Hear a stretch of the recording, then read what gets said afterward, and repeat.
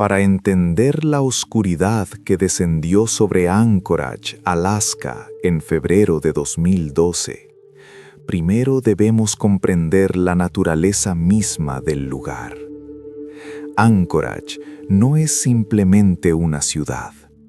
Es un puesto de avanzada en el borde del mundo civilizado.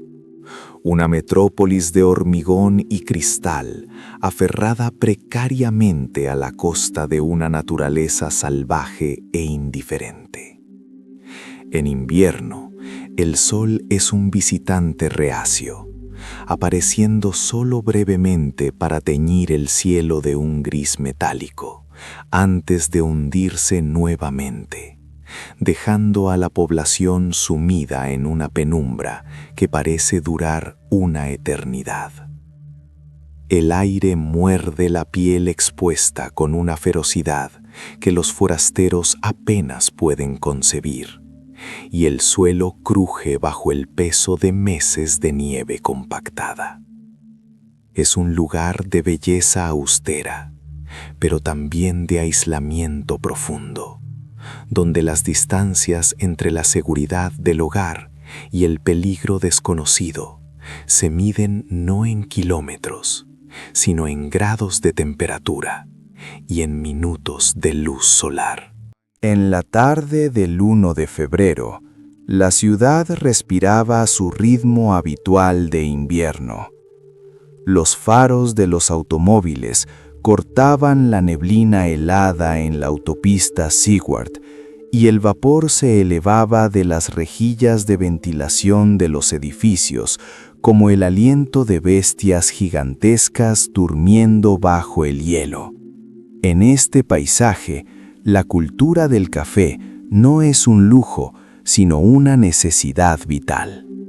Las pequeñas casetas de café o espresso stands salpican el paisaje urbano de Anchorage como faros en la tormenta. Son refugios diminutos, a menudo de no más de unos pocos metros cuadrados, donde baristas solitarios sirven calor líquido a una población que lucha contra el frío crónico.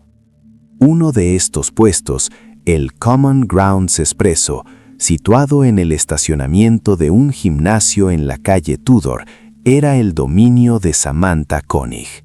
Samantha, de 18 años, era la personificación de la juventud vibrante, que florece incluso en los climas más duros.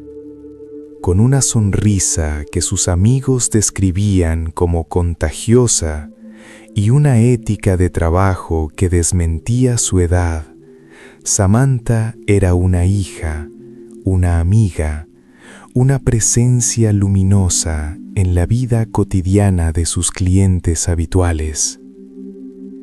No sabía, no podía saber que mientras preparaba los últimos cafés del turno de noche, mientras limpiaba la máquina de espresso y contaba las propinas, estaba siendo observada, no por un fantasma, sino por algo mucho más real y aterrador.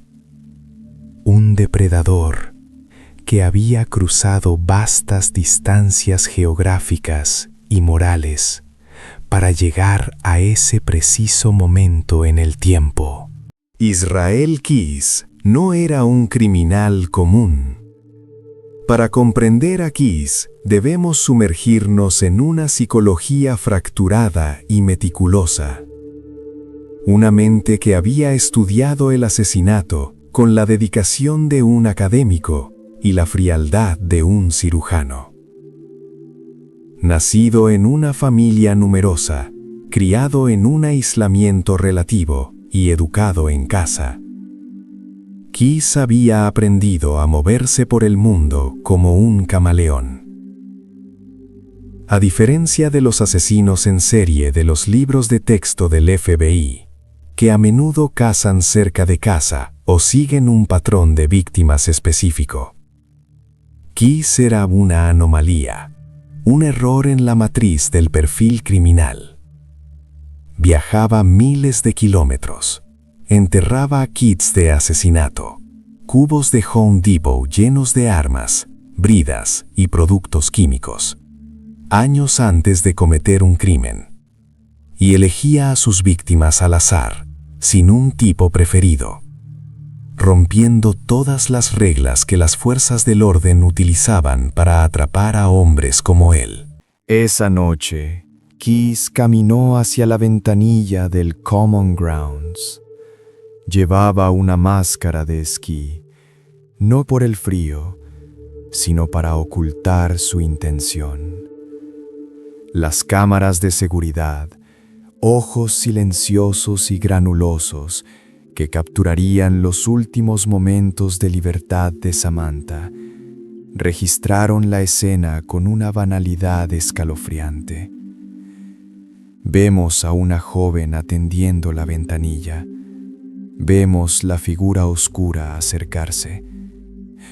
No hay audio en estas imágenes espectrales, pero podemos imaginar el sonido de la grava bajo las botas, el zumbido de las luces fluorescentes, y luego el cambio abrupto en la atmósfera cuando la rutina se rompió. Keyes no pidió un café, sacó un arma. En ese instante, la realidad de Samantha se fracturó. El video muestra el terror, la sumisión forzada, las luces apagándose, y luego, la nada. El puesto de café quedó vacío, una cáscara hueca en la noche de Alaska, mientras Samantha era conducida hacia una pesadilla que se desarrollaría en el silencio de un camión blanco, lejos de cualquier ayuda posible. La desaparición de Samantha Koenig no fue un evento que se quedó en silencio. Al día siguiente, cuando no regresó a casa, el pánico comenzó a extenderse como una mancha de aceite. James Koenig, su padre, un hombre cuya angustia pronto se convertiría en el motor de una búsqueda desesperada, alertó a las autoridades. El Departamento de Policía de Anchorage, acostumbrado a los fugitivos y a las personas que buscan desaparecer en la vasta frontera de Alaska, se encontró con una escena del crimen desconcertante. No había signos de lucha evidentes fuera de la caseta, pero el video de seguridad contaba una historia innegable. La comunidad de Anchorage, a menudo estoica ante la adversidad natural, se vio sacudida por la vulnerabilidad humana expuesta por el secuestro. Se imprimieron volantes, se organizaron vigilias. El rostro de Samantha, sonriente y lleno de vida, se convirtió en un icono omnipresente en los escaparates y postes de luz, desafiando la oscuridad del invierno con su promesa de esperanza. Pero mientras la ciudad buscaba, Israel Keyes ya estaba en movimiento. Y aquí es donde la historia toma un giro hacia lo macabro y lo burocrático. Una intersección extraña entre la tecnología moderna y la maldad primitiva. Keyes, en un acto de crueldad calculada, robó la tarjeta de débito de Samantha, pero no la usó de inmediato. Esperó. La geografía de su crimen se expandió desde el hielo de Alaska hasta el desierto del suroeste americano. Keyes era un viajero del caos. Se movió hacia el sur, cruzando fronteras estatales con la facilidad de un turista, mientras el FBI y la policía local intentaban unir puntos que parecían no tener conexión. Semanas después del secuestro, la familia Koenig recibió un mensaje. No fue una llamada telefónica distorsionada como en las películas de Hollywood. Fue un mensaje de texto y una foto. Una fotografía Polaroid granulada que mostraba a Samantha sosteniendo un periódico reciente. Parecía viva, parecía una prueba de vida. La esperanza estalló en el corazón de Anchorage. «Está viva», susurraba la gente en los supermercados y en las iglesias. «El secuestrador quiere dinero». Se depositaron fondos en la cuenta bancaria de Samantha, una ofrenda digital destinada a comprar su libertad. Pero lo que nadie sabía, lo que era demasiado horrible para contemplar en ese momento, era la verdadera naturaleza de esa fotografía. Keyes no había tomado una foto de una rehén vida. Había orquestado una mise en scène con un cadáver. Samantha ya había muerto horas después de su secuestro. Keyes, con una frialdad que desafía toda comprensión humana, había congelado su cuerpo, se fue de viaje, regresó, la descongeló, le cosió los ojos para que parecieran abiertos, la maquilló y tomó esa foto para extorsionar a una familia destrozada. Es un detalle que, al ser revelado, cambiaría para siempre la comprensión de la depravación humana en los anales del crimen. El rastro digital, sin embargo, sería su perdición. En la era moderna, el dinero deja huellas más profundas que las botas en la nieve. Keyes comenzó a retirar dinero de la cuenta de Samantha usando cajeros automáticos en Arizona, Nuevo México y Texas. Cada transacción era un punto en un mapa digital que se iluminaba en las pantallas del centro de operaciones del FBI.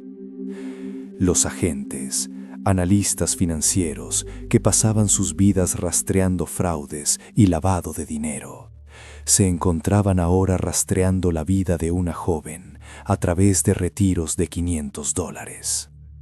El patrón era errático, pero la dirección era clara. Se movía hacia el este, a lo largo de la Interestatal 10. Texas, marzo de 2012. El paisaje es vasto, plano y polvoriento. Un contraste absoluto con las montañas de Alaska. En un estacionamiento de un motel en Lufkin, Texas, la suerte de Israel Keyes finalmente se agotó. Un patrullero de carreteras, alertado por la descripción del vehículo, un Ford Focus blanco de alquiler, vio el coche. La detención no fue dramática en el sentido cinematográfico. No hubo tiroteos ni persecuciones a alta velocidad. Fue el final banal de una ola de terror. Keyes fue esposado al costado de la carretera, un hombre de aspecto ordinario, con una mente llena de cementerios. El interrogatorio de Israel Keyes es un documento de estudio en sí mismo. Sentado en una sala de interrogatorios estéril en Anchorage, frente a investigadores federales y locales, Keyes no gritó ni negó. Negoció. Quería una fecha de ejecución rápida. Quería cigarros. Quería un americano. A cambio, ofreció gotas de información, fragmentos de una vida dedicada a la muerte. Habló con una tranquilidad desconcertante, describiendo sus viajes, sus kits y finalmente el destino de Samantha Koenig. Confesó haberla matado, desmembrado y sumergido su cuerpo en el lago Matanuska, bajo una capa de hielo espeso. La recuperación del cuerpo de Samantha fue una operación sombría. Buzos del FBI, hombres y mujeres entrenados para soportar lo peor, tuvieron que cortar a través de metros de hielo en un lago congelado, sumergiéndose en aguas negras y heladas para recuperar los restos de una niña que solo quería terminar su turno de trabajo. El silencio en el lago Matanuska ese día era pesado, cargado no solo por el frío, sino por el peso colectivo del duelo de una comunidad. El caso de Samantha Koenig dejó una cicatriz permanente en Alaska. Cambió la forma en que los padres advertían a sus hijos. Cambió la forma en que los baristas miraban hacia la oscuridad más allá de sus ventanillas. Nos obligó a confrontar la realidad de que el mal no siempre tiene un motivo claro, que a veces es aleatorio, itinerante y terriblemente paciente. Y mientras el viento aúlla hoy sobre el lago Matanuska, agitando la nieve sobre el hielo que una vez ocultó un secreto terrible, recordamos no al monstruo, sino a la chica. Recordamos a Samantha, su sonrisa y la fragilidad de la luz en la inmensa oscuridad del invierno.